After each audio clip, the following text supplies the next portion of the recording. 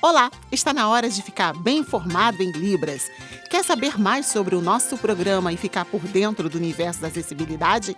Entra lá no facebook.com/Visual TV Brasil. Direto do Rio de Janeiro, o Visual começa agora.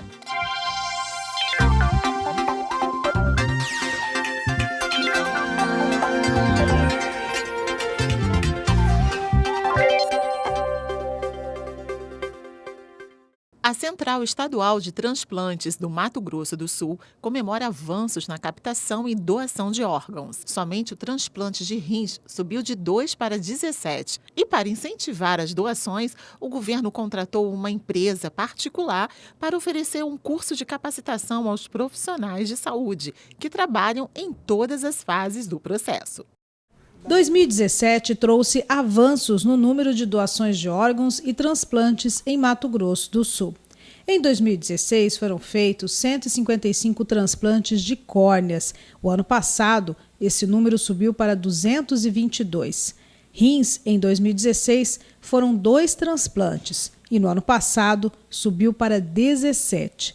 Em relação à captação para outros estados, foram 84 córneas no ano passado, 4 corações, 26 fígados, 65 rins, 1 pâncreas e 3 pulmões. Nós tivemos um avanço muito bom esse ano. Nós conseguimos captar pulmão, que desde 1999 que a Central existe, a gente nunca tinha conseguido captar pulmão.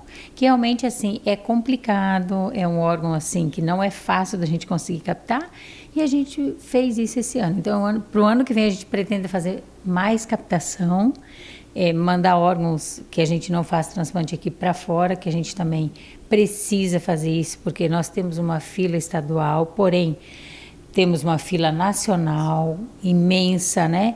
E a gente tem doadores excelentes aqui. Então isso é ótimo, porque a gente manda órgão com boas qualidades para fora, né? 2018, eu acho que vai ser um ano, assim, melhor ainda do que 2017. Com o avanço no número de doadores, a Central Estadual de Transplantes de Mato Grosso do Sul já se prepara para organizar um curso aos profissionais de saúde. Esse curso será dado por uma empresa particular contratada pela Secretaria Estadual de Saúde no início do ano.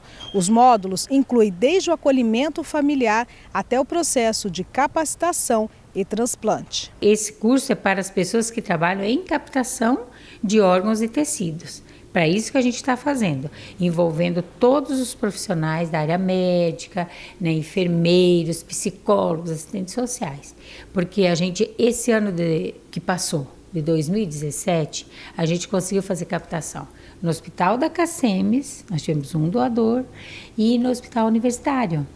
Então, assim, eu acho que isso demonstra que a gente pode aumentar muito os nossos doadores de múltiplos órgãos. O professor Carlos é transplantado há 14 meses de medula óssea. Desde então, tem outras prioridades. Por isso, trabalha ativamente em campanhas para conscientizar as famílias sobre a importância da doação de órgãos.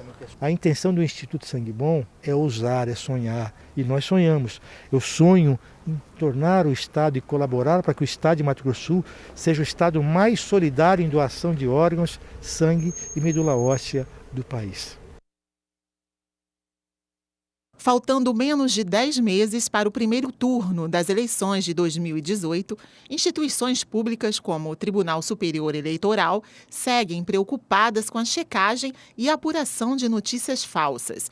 O TSE está formando comissões de propaganda com a presença de juízes do tribunal para monitorar informações inverídicas, as chamadas fake news. A circulação de boatos, notícias falsas não é novidade, mas com a internet e redes sociais, elas se espalham em uma velocidade tão grande que é difícil controlar. Exatamente por isso, as chamadas fake news são uma preocupação da Justiça Eleitoral. Os conteúdos de propaganda eleitoral da internet podem ser removidos por ordem judicial. Para isso, é necessário que sejam constatadas violações às regras eleitorais ou ofensas pessoais. atuais. O instrumento mais rápido é a tutela de urgência, que são as liminares, antigas liminares, que vai determinar a retirada imediata das fake news, para depois se dar uma ampla defesa e contraditório. E temos também o direito de resposta. O crime digital, ele passa a ser responsabilizado não apenas no mundo ideológico, mas também no mundo jurídico, passando a ter responsabilidade civil e penal. A responsabilidade civil ela é atribuída principalmente para aquela pessoa que vai lançar a notícia falsa. Ela pode ser, hoje, facilmente encontrada pelo IP de quem cria aquela notícia falsa.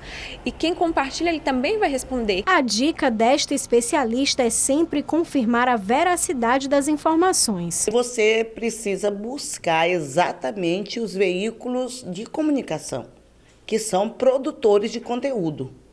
Os tradicionais veículos de comunicação cada vez mais serão importantes neste momento de escolhas. Isso não quer dizer que o veículo de comunicação não tenha adesão a uma ideologia, a um partido político, mas quer dizer que o veículo de comunicação sempre vai partir de um fato. Algumas pessoas já têm essa preocupação. É interessante que a gente verifique, porque essas informações produzidas com a intenção de enganar as pessoas, elas promovem uma comoção terrível, né? E só desinformam.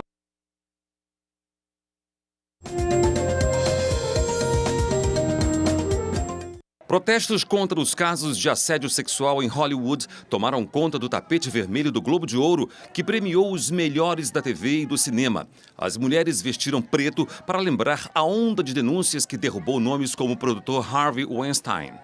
Os homens usaram um broche que dizia "Time's Up", o tempo acabou, um apoio a um fundo de defesa legal criado por atrizes para ajudar as vítimas de abuso em ambiente de trabalho.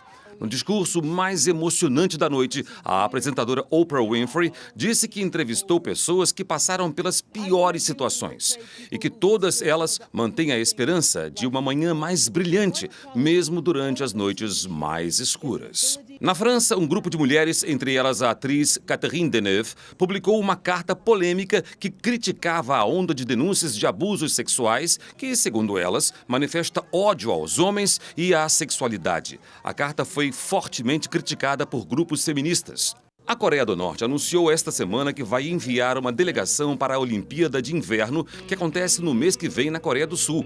As duas Coreias acertaram também o restabelecimento de uma linha telefônica militar direta depois de 2 anos sem diálogo. As novidades são vistas como uma esperança para a estabilidade na região. Uma série de deslizamentos na Califórnia matou mais de 13 pessoas. O solo na região, danificado pelas queimadas recentes, cedeu com a chuva, dando lugar a uma avalanche de lama. A Defesa Civil sobrevoou toda a região em busca de famílias ilhadas como esta, que foi retirada de casa com a ajuda de um helicóptero. Mais de 50 pessoas foram resgatadas e o trabalho das equipes continua. Começou a valer na Austrália a lei que autoriza o casamento entre pessoas do mesmo sexo. Dezenas de uniões foram registradas ainda durante a madrugada em todo o país. A Austrália se juntou a outros 25 países que já legalizaram o casamento homossexual. Esta noiva diz que a medida não muda o amor que já sentia, mas comemora o que afirma ser uma questão de igualdade.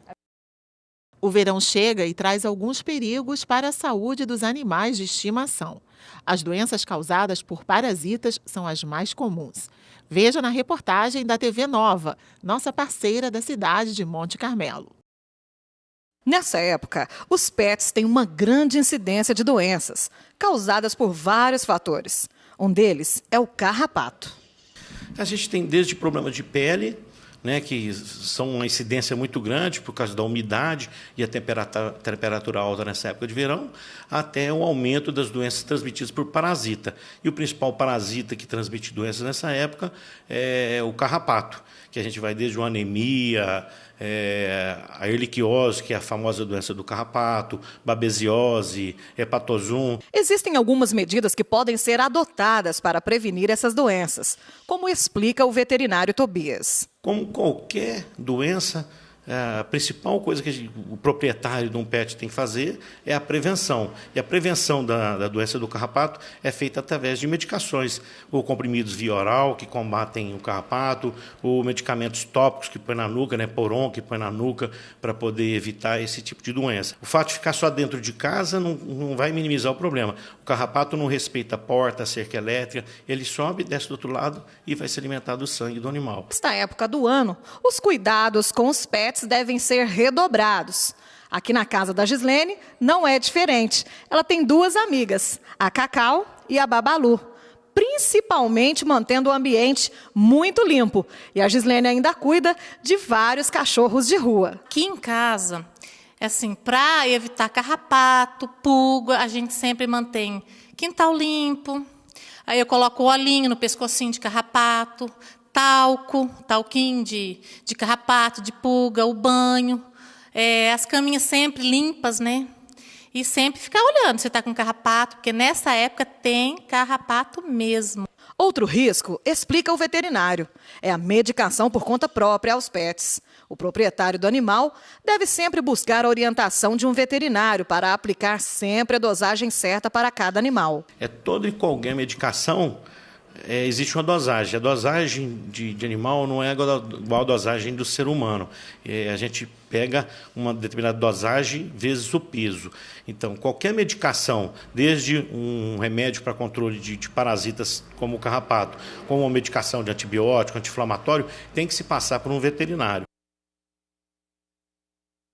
E o Visual fica por aqui. E você já sabe, para falar com a gente é só mandar uma mensagem pelo WhatsApp. O nosso número é 021 974 522 300. Muito obrigado pela companhia. Tchau.